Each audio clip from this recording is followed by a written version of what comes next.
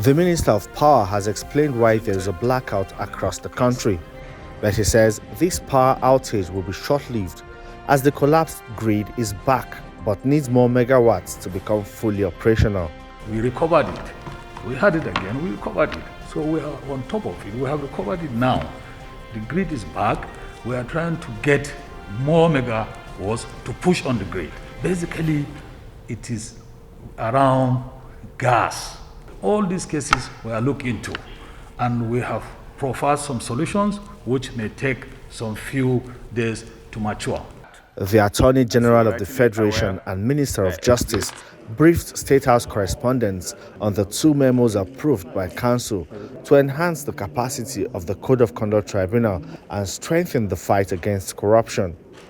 Abubakar Malami revealed that the federal government is yet to take a position on the Senate's refusal to consider President Muhammadu Buhari's request to amend Section 84, subsection 12 of the 2022 Electoral Act.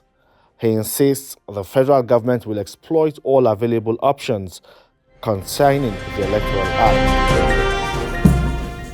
The march past by these core members shows clearly how much they have learnt and imbibed skills and discipline in the last 3 weeks of being in this orientation camp in Iseloku, Delta State. And just like their colleagues across the country, they also participated in the Skills Acquisition and Entrepreneurship Development Program to acquire vocational skills towards becoming entrepreneurs. But fund to set up has been a major setback, which the NYSC Trust Fund Bill at the final stage of passage will address when it eventually becomes law.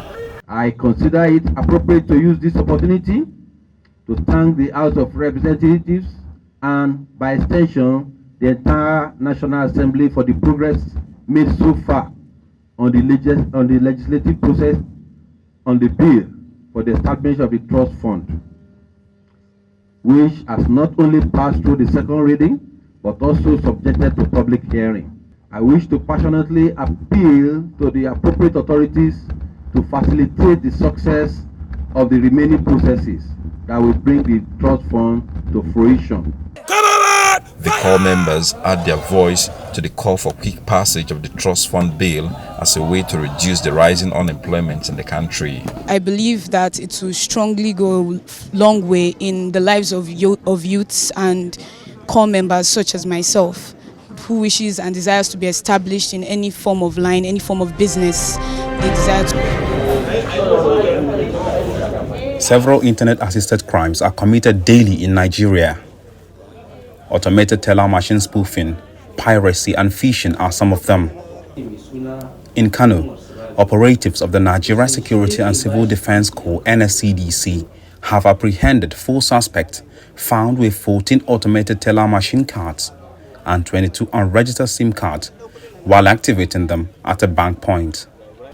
Today we are briefing you on a case of illegal possession of 22 registered Airtel SIM cards and unlawful possession of 14 Fidelity ATM cards bearing different names.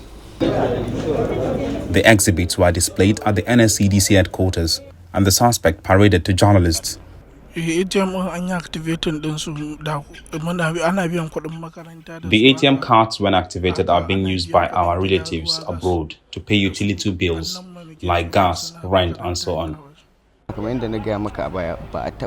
I have never been asked to activate any ATM card by anyone. The NSCDC operatives are on the trail of other suspects at large. Investigations are still ongoing. Cybercrime has continued to be a threat against various institutions and internet users in Nigeria.